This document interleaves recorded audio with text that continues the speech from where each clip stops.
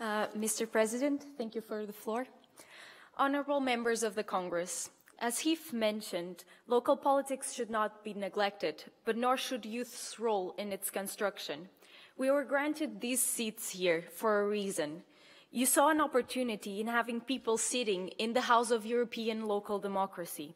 And so far, we have tried our best to show you how we have held your values in our home countries through our grassroots projects. But our intervention could never be completed without some final group recommendations. To all local and regional representatives present here today, it all starts with you. The idea that the Council of Europe and the Congress itself are very distant entities is a reality. The remarks that both Sophia and Hifa made enlightened us on the transversal notion that our peers knew very little to nothing about this organization, its values, and its structure. And due to the role that the Council of Europe poses in the construction of our democracies, that was particularly concerning to our group. We cannot normalize this lack of information. Populations and other local and regional bodies need to have your feedback of the work that is made here. If you want to reach this wider network, we would suggest you to make use of your official websites, local media, and public assemblies. Regarding the latter, we would even go as far as promoting nationwide information sessions about the work of the Congress work. And if you do so, please do not forget about the Youth Delegates Program. Sadly, not many young people know about it either. Thus, we can assure that all of us, and even the alumni of this program, would be more than happy to physically or virtually talk about their experiences. But further involving youth delegates within your local platforms, you would be providing us with the official support some of us lacked. Many were the times we faced skepticism. We were not taken seriously enough. And that might have had a negative impact in some of our projects. In the future, we reckon that giving us more rights and opportunities to participate, to be involved in local policy making, and to influence would be the first step. Additionally, if possible, providing us with funding would also enhance the results we were able to achieve with our own personal resources. But dear Congress, you are not to be excused either. We also need your help to make young voices heard further and wider. This innovative youth delegate program with free speaking rights is unique and a great opportunity in its own right. We are aware we cannot have voting rights as you, the elected members of this Congress, but what about taking the next step and instituting a non-binding vote for the youth delegates? By non-binding, we mean that our collective opinion would not count for the final result, but you would still be able to measure our opinions beyond our words. By allowing us this right, you would also be spreading a wider message that young people's votes matter. And here another recommendation arises. We believe more campaigns are needed for the Congress, both to better promote its work and to call for the most basic form of youth participation in politics, voting at a local level. There are several campaigns we can take notes and reflections from, on effectiveness, for example.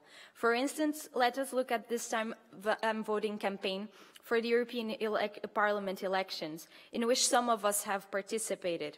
The usage of social media was well thought and user-oriented, and we believe the Congress could make some efforts in that sense too. We believe your online content, both in the official website and in your social media channels, could be more intuitive and youth-oriented. Updating the youth delegate portion of your website could also be very helpful, and we would even be comfortable with including our pictures, a brief testimony, and ways to contact us through social media. We think it could facilitate knowledge transfer and assure continuity of some projects, while also enhancing the program's promotion. However, this promotion must also come from the inside. Redistributing the budget in order to give us a minimum of funding for our projects and managing the alumni pool of young experts to come and talk to the Congress sessions more often would be the ideal actions. But let us start with smaller steps. A stronger, more personalized letter endorsing our projects, creating a stronger follow-up network, and making sure you stress the importance of our role as national ambassadors of this meaningful program we are honoring here today. Thus, and for an easier assessment and management of expectations on both sides, conducting national surveys and creating a formal guide for youth participation in politics would be highly recommended. We young people want to know what you expect from us to participate in the decision-making process, but we also want you to understand our expectations in taking part of it. We want to know where our middle ground stands. And last, but certainly not least, a message we wish would be disseminated through time among European youngsters. Quoting Portuguese artist Wasted Rita, "Be bold or italic, never regular." We need you to uphold your audacity and leave your fears behind. Remind your local, regional, national, and even international politicians that they need you by showing them how beneficial it could be for them to have a couple of youngsters in their teams. Take part in public forums, such as youth councils, associations, and NGOs. Make your causes and your voices heard. Ask yourselves and others, what is it that it's lacking? And what kind of information and experiences can you contribute with to bridge the knowledge gap? Reach out. Even if you only reach one person, one school, or one community, it is already one more than someone else reached before. Make an impact. Dare to be bold, or at least italic. Before we leave you with this feast of youthful food for thought, dear members of the Congress, let us all remember the underlying, most fundamental idea behind all our projects and interventions. If youngsters are the policymakers of tomorrow, allow them, allow us to be the policy shapers of today. Thank you.